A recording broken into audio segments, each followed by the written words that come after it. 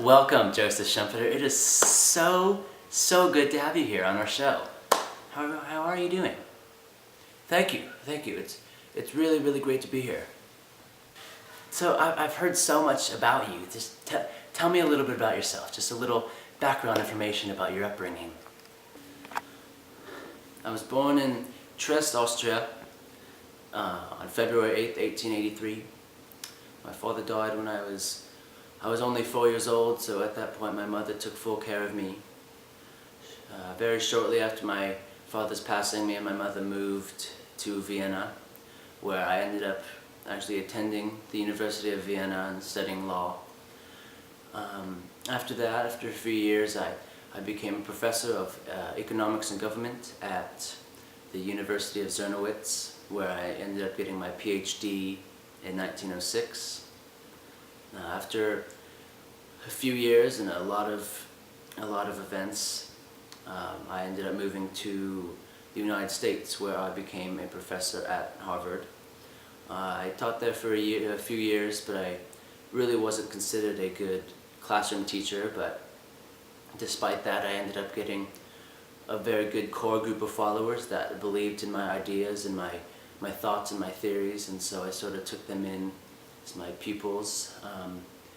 This sort of period of my life was really, I think, characterized by my hard work, but I really did not gain a lot of recognition for all the work I did in that period, because Keynesianism was a massive thing happening.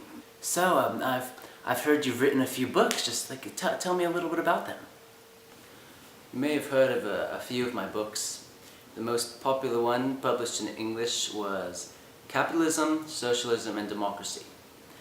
In this book, I discuss my theory that eventually capitalism will collapse and it will be replaced by socialism. My core argument in this book can really be shortened down to about three key factors. I'd say the first one is my idea that the essence of capitalism is innovation, which sort of refers to my idea of creative destruction, which I will get into further. The second one would be that the virtues of capitalism are very long run and hard to see.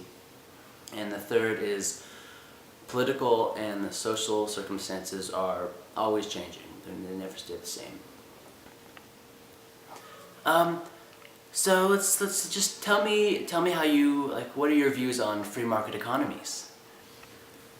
Much like the famous economist Adam Smith, I too am a supporter of free markets, but while Smith was more concerned with the effects of supply and demand on product price, I focus on innovation rather than price as the dominant force in the business cycle.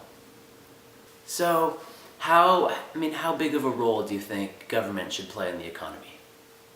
Well, my rival John Maynard Keynes and his followers demand for government intervention to prop up the economy and failed businesses, but I, on the other hand, actually believe that the capitalist society is driven by entrepreneurs whose innovations replace old and sort of outdated businesses and business models. This idea, this sort of in with the new, out with the old, I refer to as creative destruction. And I greatly believe that this idea will remain apparent in our future's economy. Not to brag, but I definitely have influenced a large number of people over the years.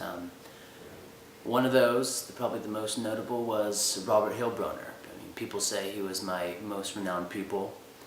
I also greatly influenced the famous economist and former chairman of the Federal Reserve, Alan Greenspan.